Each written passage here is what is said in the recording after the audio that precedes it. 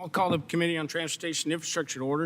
And pursuant to Committee Rule 6F and House Rule 11, Clause 2HF, the chairman may postpone further proceedings today on any question of approving any measure or matter or adopting an amendment in which the recorded vote of the yeas and nays are ordered.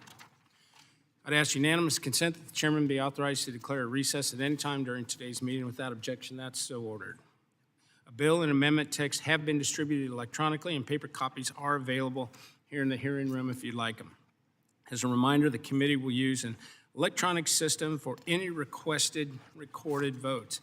Today, the committee is considering the authorization and oversight plan for the Committee on Transportation and Infrastructure for the 119th Congress, H.R. 1182, the Compressed Gas Cylinder Safety and Oversight Improvements Act of 2025, House Concurrent Resolution 9, authorizing the use of the Capitol grounds for the National Peace Officers Memorial Service of the National Honor Guard and Pipe Band Exhibition, an amendment in the nature of a substitute to H.R. 501, the Promoting Resilient Buildings Act of 2025, H.R. 744, the Disaster Management Cost Modernization Act, H.R. 1382, to amend the Federal Water Pollution Control Act with respect to San Francisco Bay restoration and for other purposes. And finally, I'd ask unanimous consent for the committee to use an amendments roster for any items under consideration by the committee. And without objection, that is so ordered. All right. Our first item for consideration is the Committee on Transportation Infrastructure's Oversight Plan for the 119th Congress. I now call up the Authorization and Oversight Plan for consideration. Without objection, the first reading of the document is dispensed with. The Authorization and Oversight Plan is now considered as read and open for amendment at any point. I'd recognize myself for a quick statement. In accordance with House Rule 10, the committee's Authorization and Oversight Plan lays out priority oversight areas for the full committee and all of our subcommittees. The Committee on Transportation and Infrastructure has a long history of ensuring that Congress provides the necessary oversight of the programs under the committee's jurisdiction, and this Congress is going to be no different. Our constituents have entrusted us with the safeguarding the country's transportation programs, and this committee is committed to ensuring that the United States transportation system remains a gold standard. Last Congress, the committee successfully passed into law the FAA Reauthorization Act, the Water Resources Development Act, and important public buildings reforms, among other initiatives. And we're going to partner with the administration to ensure these policies are implemented swiftly. This Congress, our committee will continue its tradition of being a workhorse committee and not a show horse committee, and we're going to advance legislation and conduct robust oversight of issues that fall under our jurisdiction. We worked with Ranking Member Larson to craft this oversight plan. While we may take different approaches on some of the issues, I know we can both agree that conducting oversight is a necessary and important committee function. And with that, I'd urge adoption of the committee's authorization oversight plan. I now recognize Ranking Member Larson for his statement. Thank you, Mr. Chair. Pursuant to House Rule 10, the committee is required to adopt an authorization and oversight plan at the start of each Congress that is submitted to the Committee on Oversight and Government Reform and the Committee on Administration. Oversight activities fulfill a number of purposes.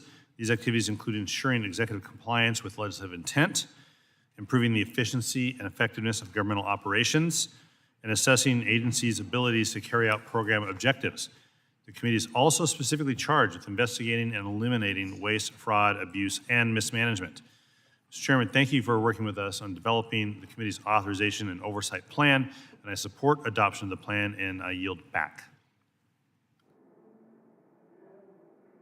Do any other members wish to be recognized for a statement on the authorization and oversight plan?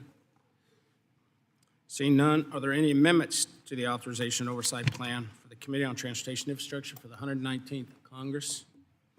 Hearing none, the question is now on adoption and favorable reporting of the authorization and oversight plan for the Committee on Transportation Infrastructure for the 119th Congress. All those in favor signify by saying aye.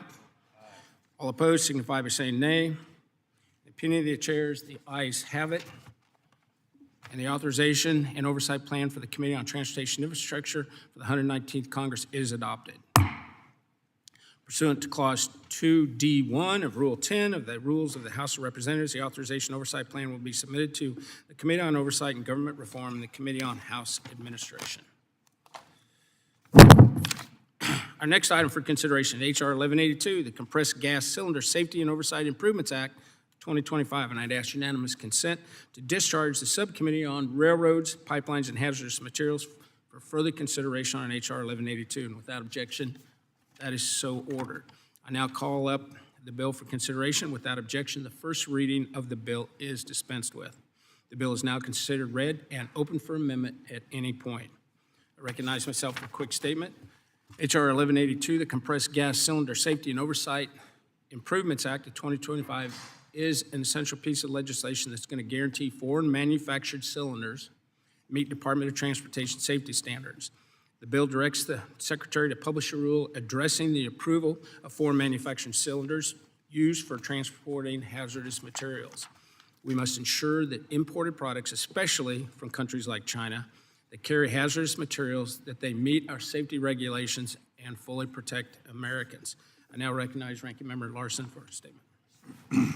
Thank you, Mr. Chair. I support H.R. 1182, the Compressed Gas Cylinder Safety Oversight Improvements Act, which Representatives Balderson and Krishnamurthy introduced.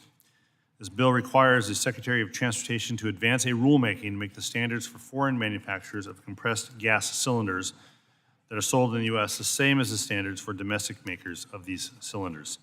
Compressed gas cylinders are used every day in medical, auto, defense, oil and gas, residential, firefighting, and other purposes. Just last month, PHMSA issued a safety advisory notice regarding unsafe cylinders being sold online to consumers, shippers, and heating, ventilation, air conditioning personnel that were not manufactured to American or even to United Nations standards and lack certification markings. Using these unsafe compressed gas cylinders could cause significant damage to property, physical injury, or death. PHMSA determined that the unmarked empty cylinders being sold in the U.S. on major commercial websites are primarily manufactured by non-U.S. companies. This bill requires a consistent standard for both domestic and foreign manufacturers of compressed gas cylinders, and I support this bipartisan bill. I urge my colleagues to do the same. With that, yield back. Any other members wish to be recognized? Mr. Nels. Thank you, Mr. Chairman. H.R. 1182, the Compressed Gas Cylinder Safety Oversight and Improvement Act of 2025, is an America First piece of legislation that will create a level playing field for our domestic producers and help prevent foreign manufacturers from dumping often counterfeit hazmat cylinders into our market. The bill updates federal regulatory framework from foreign manufacturers of compressed gas cylinders to ensure they are held to a higher safety and inspection standards. This bill ensures everyday products used by millions of Americans are held to the same rigorous standards regardless of the country in which they were produced. I commend my colleagues from Ohio, Mr. Balderson, for introducing this legislation, and I'm happy to co-sponsor it and see it pass out of this committee. Thank you, and I yield back. Do any other members wish to be recognized? Mr. Taylor, do you have a statement?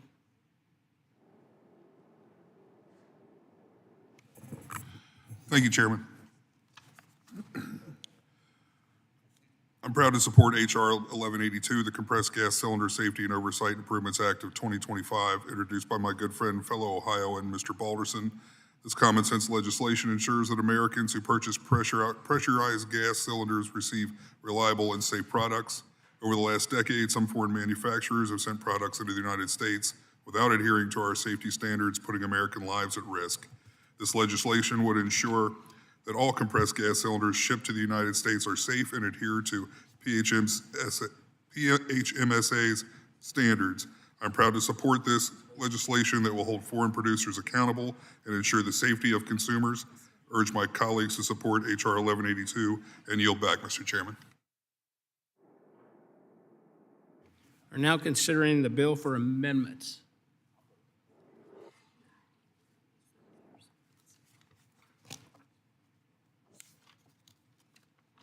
Seeing none. Okay. We'll now proceed to final passage of the legislation. The question is now on the adoption and favorable reporting of H.R. 1182. All those in favor signify by saying aye. Aye. Aye. All opposed signify by saying nay. In the opinion of the chair, the ayes have it, and H.R. 1182 is agreed to and ordered favorably reported to the House. Without objection, the motion to reconsider is laid on the table. We will now move on to House Concurrent Resolution 9. I'd ask unanimous consent to discharge the Subcommittee on Public Buildings, Emergency Management, Economic Development from further consideration of House Concurrent Resolution 9. Without objection, that is so ordered. I now call up the bill for consideration. Without objection, the first reading of the bill is dispensed with. The bill is now considered as read and open for amendment at any point. I recognize myself for a quick statement. And I want to thank Subcommittee Chairman Perry and Ranking Member Stanton for their leadership on this resolution. House Concurrent Resolution 9 honors our nation's fallen law enforcement officers who died in the line of duty last year with a memorial service here at the Capitol. In 1962, President John F. Kennedy declared May 15th as National Peace Officer Memorial Day to pay tribute to those who made the ultimate sacrifice. The first memorial service began as a small gathering of about 125 people.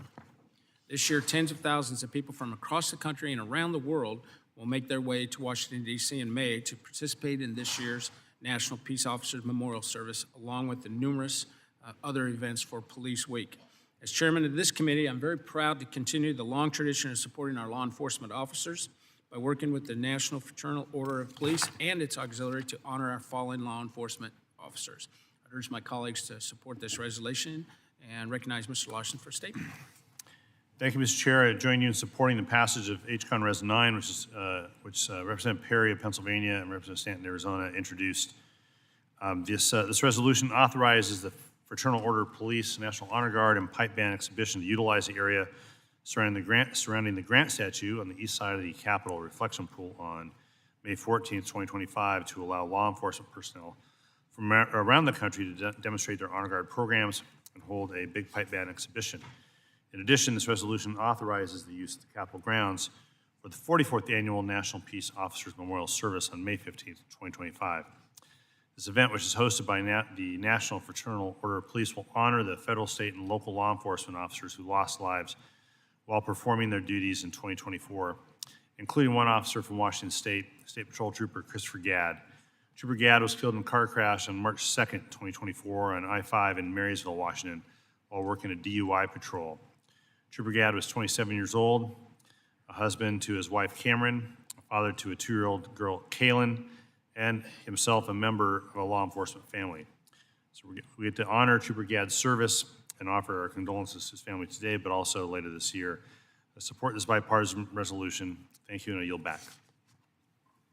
Do any of the members wish to be, except Mr. Perry? Thank you, Mr. Chairman, and thank you to Ranking Member Larson. I'm proud to have introduced this resolution along with the Economic Development, Public Buildings, and Emergency Management Subcommittee Ranking Member, Representative Greg Stanton.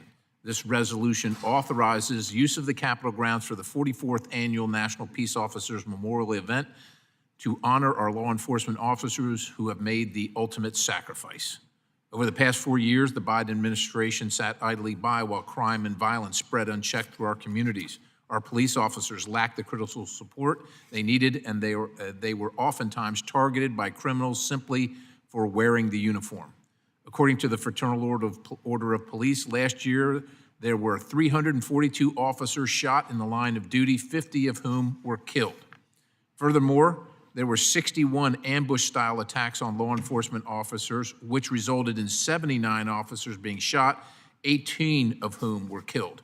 Unfortunately, just last weekend, a tragedy occurred in the district I'm proud to represent when multiple police officers were shot in the line of duty, and one officer, Andrew Duarte of West York Borough Police Department, made the ultimate sacrifice. These tragic losses are unacceptable. We must do better to support our men and women in law enforcement. That is why I'm extremely honored and proud to once again be able to sponsor this resolution. It is my sincere hope that this memorial service will bring some comfort to the families of the men and women who made the ultimate sacrifice on behalf of their communities and our country. I urge my colleagues to support this resolution. I yield back the ballots. Do any of the members wish to be heard? Ms. Gillen? Mr. Chairman.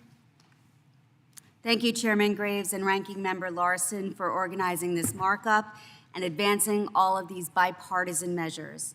I am proud to support HCON Res 9, a bipartisan bill introduced by my colleagues Representative Scott Perry of Pennsylvania and Greg Stanton of Arizona, to authorize the use of the Capitol grounds for the National Peace Officers Memorial Service, the National Honor Guard, and the Pipe Band exhibition.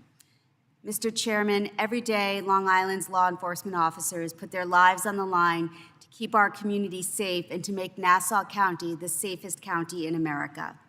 During National Police Week and throughout the year, our country thanks and honors the law enforcement officers who go above and beyond to protect our communities. In 1962, President John F. Kennedy declared May 15th to be Peace Officers Memorial Day, and that week to be Police Week. Already this year, 13 police officers have died in the line of duty across the United States, and we must never forget their bravery, their service, and their sacrifice. This May, thousands of law enforcement officers from Long Island and across the country will travel to our nation's capital for Police Week. From the Police Unity Tour to the Candlelight Vigil on the National Mall to the Peace Officers Memorial Service on the lawn of the Capitol, this cherished national tradition ensures that we honor and remember all fallen officers who were killed in the line of duty. One of the many highlights of Police Week is the annual Pipe Band Memorial March, where last year the Nassau County Police Emerald Society Pipe Band proudly represented our community on Long Island. Mr. Chairman, I cannot wait to welcome Long Island's finest back to our nation's capital once again this year, and passing this bipartisan bill is an important first step. I encourage all of my colleagues on both sides of the aisle to join me in supporting this bill and standing up for our nation's law enforcement and first responders. I yield back my time. Thank you. Mr. Rizzo. Thank you, Mr. Chairman. Having served the majority of my adult life as a law enforcement officer and attended many, many funerals, this is a good day for law enforcement and for us to show the support that we have for our men and women that wear the uniform. So thank you. God bless you, and let's pray for those officers every day and their families. Thank you very much. I yield back. Any other members wish to be heard on the bill? Seeing no one, are there any amendments to House Concurrent Resolution 9? Seeing none, we will now proceed to final passage of the legislation. The question is now on the adoption and favorable reporting of House Concurrent Resolution 9. All those in favor signify by saying aye. Aye. All opposed signify by saying nay. Opinion of the chair, the ayes have it. And House Concurrent Resolution 9 is agreed to and ordered favorably reported to the House. Without objection, the motion to reconsider is laid on the table. The next item for consideration is H.R. 501, the Promoting Resilient Buildings Act of 2025, and I'd ask unanimous consent to discharge the Subcommittee on Economic Development, Public Buildings, and Emergency Management from further consideration of H.R. 501, and without objection, that is so ordered. I now call up the bill for consideration, and without objection, the first reading of the bill is dispensed with. The bill is now considered as read and open for amendment at any point. I recognize myself to offer an amendment in the nature of a substitute. Please designate the amendment. An amendment in the nature of a substitute to H.R. 501, offered by Chairman Graves. I now recognize myself for a quick statement. The Promoting Resilient Buildings Act of 2025 makes important changes to how FEMA interprets building code definitions within the disaster mitigation programs. Under current interpretations of the law, states are required to adopt the most recent edition of the International Code Council's building codes. The bill simply extends the definition established in the Disaster Recovery Act of 2018 that recognizes the last two editions of published building codes and the need to give states a little bit of flexibility to address hazards specific to their individual circumstances. Emergency managers have highlighted the importance of this flexibility for ensuring resilience against future disasters during hearings that were held in the Economic Development, Public Buildings, and Emergency Management Subcommittee. The bill also supports disaster victims by testing a mitigation pilot program that would support homeowners who implement simple mitigation measures that could protect and save their homes and lives. And I want to thank Representative Edwards for his continued advocacy on this critical issue. And with that, I'd urge my colleagues to support this legislation. Now I recognize Mr. Larson for a statement. Thank you, Chair. Mr. Chair, I support the Promoting Resilient Buildings Act sponsored by Representative Edwards and Titus. Current law directs FEMA to only consider the latest edition of building codes when implementing pre-disaster mitigation programs. This legislation will allow FEMA to consider the latest 2 editions of codes. This bill also includes a pilot program championed by Representative Titus within FEMA's Building Resilient Infrastructure and Communities program, or the BRIC program, making it possible to fund individual home retrofits for the purposes of disaster resilience. The severity of disasters has skyrocketed in recent years, putting homeowners at serious risk. Implementing recommended mitigation measures could make the difference between a family losing its home and life savings, or being able to stay safe and continue its daily routines post-disaster.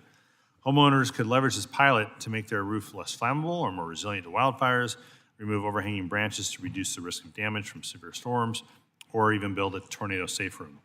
These measures may also come with the added benefit of reduced insurance premiums, and it's critical we support ways to lower premiums and make homes more insurable as disaster risk and insurance costs are ballooning.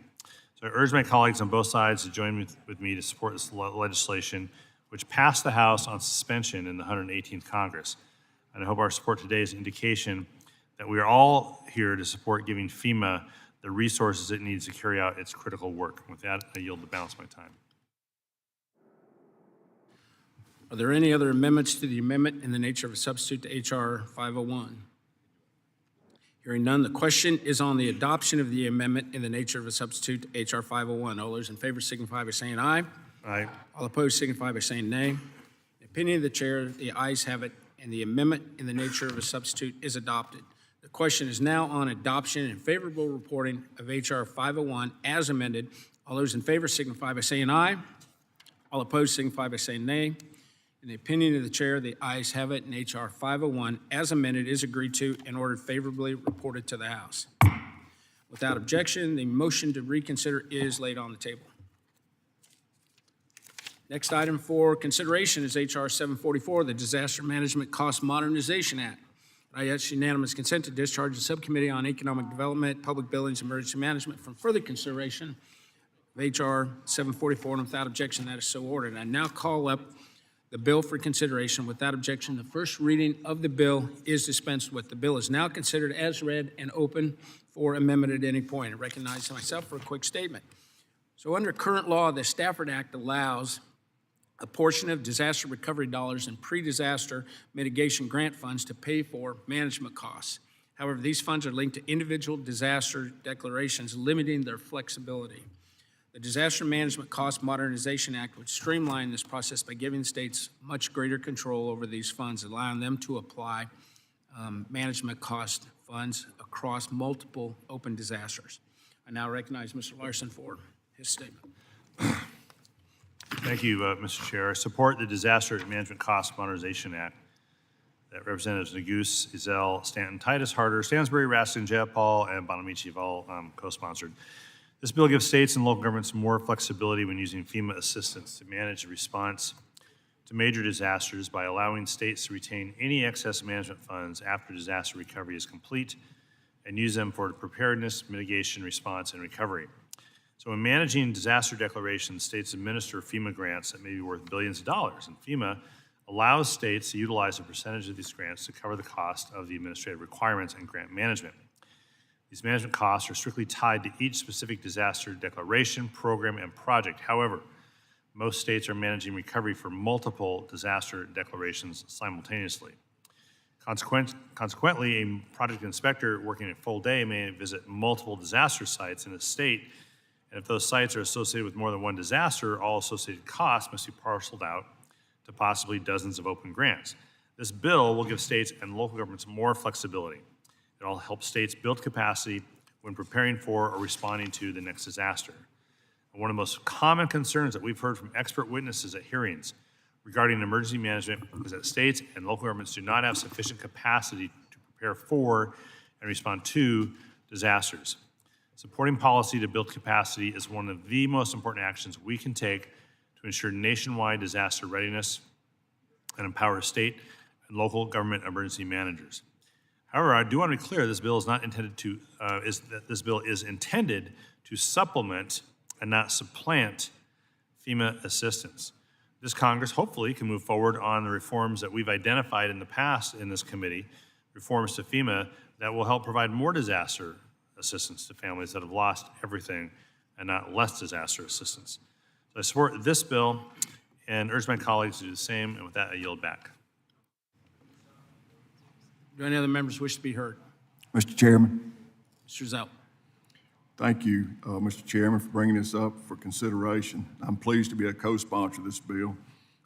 States that see multiple disasters already have a lot they need to focus on to respond to management and recovery. This bill will help reduce some of the administrative burdens states have to deal with by providing them with more flexibility on FEMA assistance for management costs. The bill will also incentivize the states to work with FEMA to close disasters faster. I urge support of this legislation as I have been through Hurricane Katrina in my own hometown with 4 feet of mud and water in my house. And let me tell you something, it's a mess. Thank you, sir, and I yield back. Mr. Perry.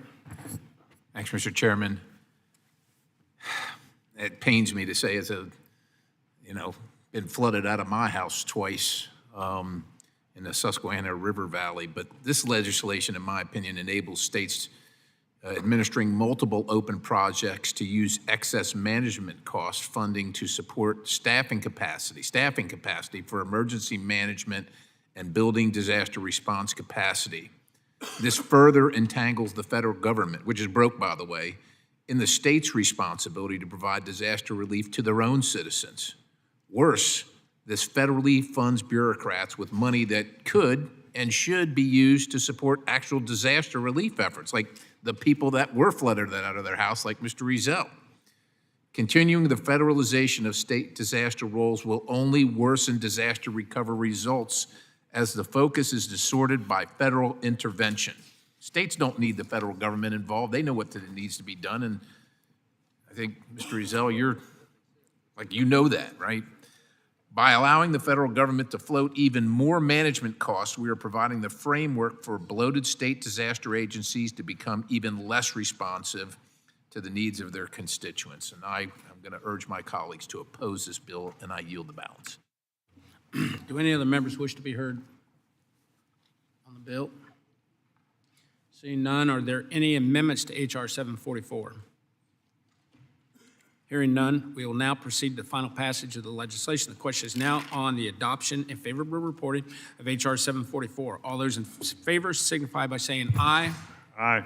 All opposed signify by saying nay. Nay. In the opinion of the chair, the ayes have it. And H.R. 744 is agreed to and favorably reported to the House. Without objection, the motion to reconsider is laid on the table. The next item for consideration is H.R. 1382, a bill to amend the Federal Water Pollution Control Act with respect to San Francisco Bay restoration and for other purposes. I'd ask unanimous consent to discharge the Subcommittee on Water Resources and Environment from further consideration of H.R. 1382, and without objection, that is so ordered. I now call up the bill for consideration without objection. The first reading of the bill is dispensed with. The bill is now considered as read and open for amendment at any point. I recognize myself for a quick statement. H.R. 1382 modifies the existing San Francisco Bay geographic program by authorizing it to execute interagency agreements as well as cooperative agreements and contracts with non-federal partners. Importantly, the legislation also includes a prohibition on any non-federal entity that is affiliated with a country of concern, including Russia, Iran, North Korea, or China, from receiving funding through this program. These modifications align the program to the authorities that other geographic programs already have. I now recognize Mr. Larson for his statement. Thank you, Mr. Chair. I support this legislation that the representative from California, Mr. Huffman, has authored. EPA's Regional San Francisco Bay Restoration Program, much like the Puget Sound Program in my state, is a critical place-based initiative to protect and restore an important water body. This bill makes technical changes to the San Francisco Bay program to ensure it has the same options for funding restoration work as other regional programs. In addition, as the chair pointed out, it will prohibit foreign countries of concern from receiving grants provided under this authority, and I appreciate the majority's efforts to work with us on this provision. I support the adoption of H.R. 1382 and urge my colleagues to do the same.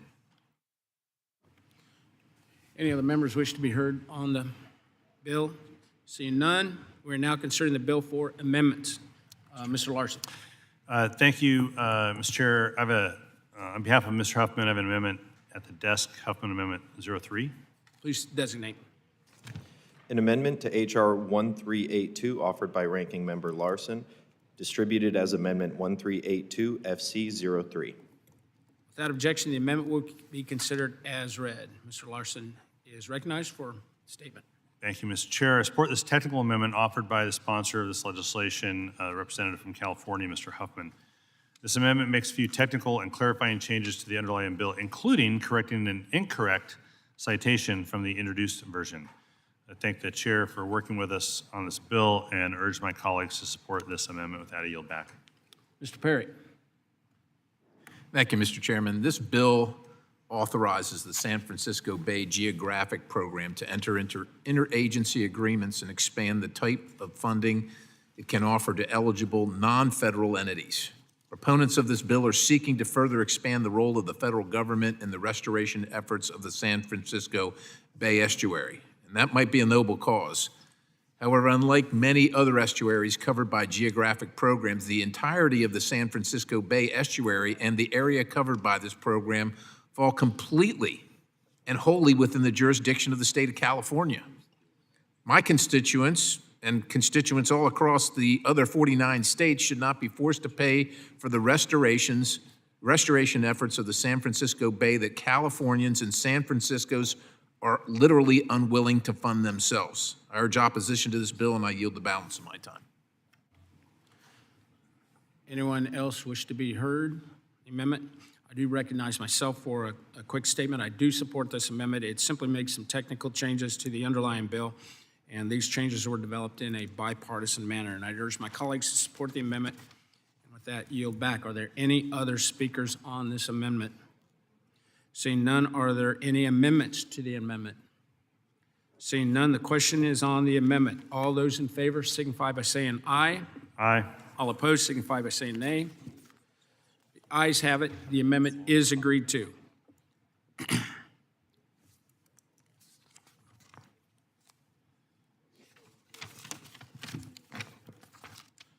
We'll now proceed to final passage of the legislation. The question is now on the adoption and favorable reporting of H.R. 1382 as amended. All those in favor signify by saying aye. Aye. All opposed signify by saying nay. In the opinion of the chair, the ayes have it. Hey, the gentleman requests a recorded vote as previously announced pursuant to Committee Rule 6F. Further proceedings on the question are postponed. We've got at least two other markups that are going on right now, so we're going to take a real brief recess to allow members to get here for our postponed recorded vote. So we stand in recess, 5 minutes or 10 minutes, whatever.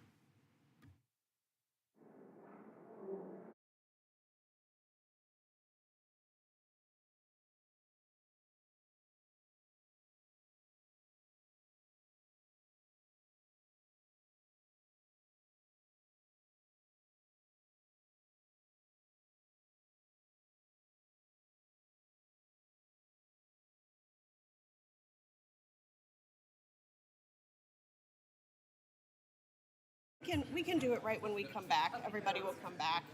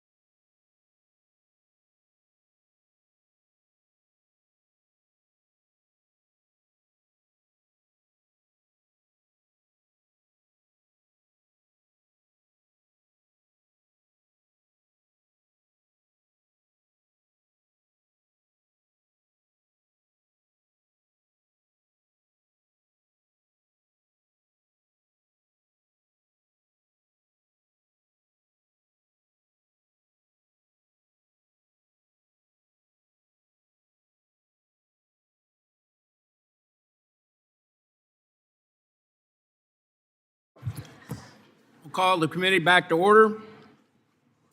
Before we vote, I want to take a moment to allow Ms. Sykes to speak out of order to introduce some constituents that she has here in the room today.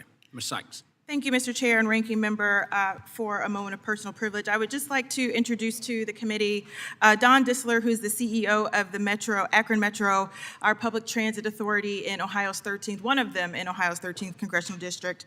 She is joined by Gert Wilms, who's from their Government and Legal Affairs, and Jared Hampshire, the Chief of Staff. I just wanted to make sure that they were recognized because we are working very hard on behalf of the American public to get people to and from our communities, to work, to school, and as a beneficiary of a lot of the great work that this committee has done on a bipartisan basis, I just wanted to say thank you on behalf of my district for allowing folks like Don, Gert, and Jared at Metro to serve our community well. So thank you, Mr. Chair, for this moment of personal privilege, and I yield back. Absolutely, and the committee welcomes you. The committee previously postponed proceedings on H.R. 1382 as amended, which were favorably adopted by voice vote. Is a recorded vote still requested? Recorded vote is still requested. Members will record their vote using the electronic voting system. The vote will be open for 2 minutes, and the chairman intends to vote aye. The ranking member intends to vote aye. The clerk now open the vote on favorably reporting H.R. 1382 as amended.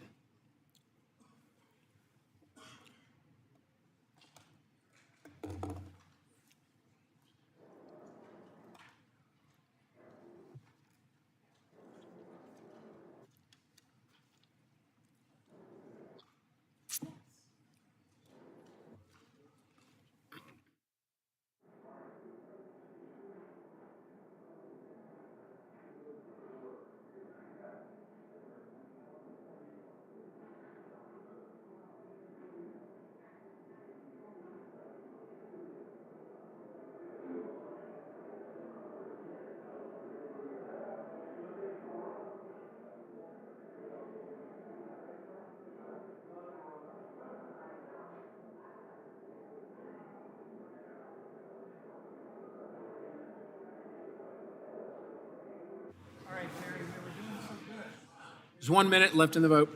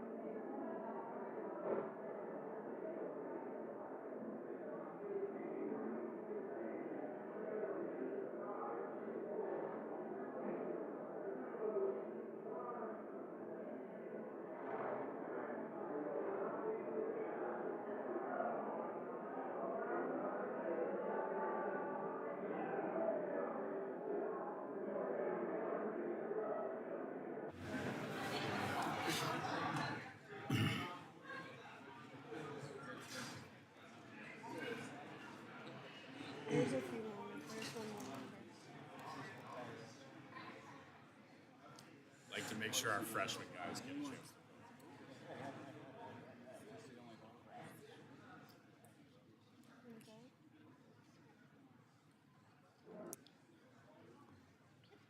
Have all members been recorded who wish to be recorded?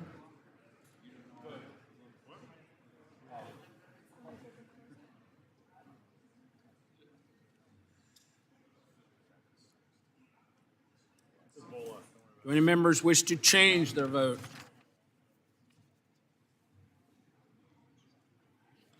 Hearing none, clerk close the vote and announce the total.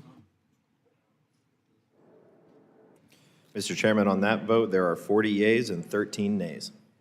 A vote of 40 yeas and 13 nays. The bill as amended is agreed to and ordered favorably reported to the House. Without objection, the motion to reconsider is laid on the table. I want to thank everyone for coming in for today's markup, and I'd ask unanimous consent that each measure ordered today reported today will be reported as a single amendment in the nature of a substitute incorporated in any amendments adopted. Without objection, that is so ordered. I'd ask unanimous consent that the staff be authorized to make any technical, clarifying, conforming changes to each of the measures ordered reported today to reflect the actions of the committee. And without objection, that is so ordered. Pursuant to House Rule 22, Clause 1, I'd ask unanimous consent that the chairman or the designee be authorized to offer such motions as may be necessary in the House to go to conference with the Senate on the legislation adopted today or any similar measure. Without objection, that is so ordered.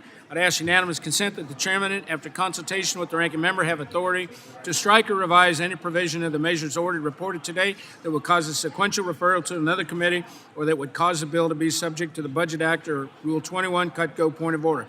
Without objection, that is so ordered. Pursuant to House Rule 11, Clause 2L, I'd ask unanimous consent that all members of the committee have at least 2 calendar days in which to file any supplemental, minority, additional, or dissenting views on the legislation adopted today. Without objection, that is so ordered.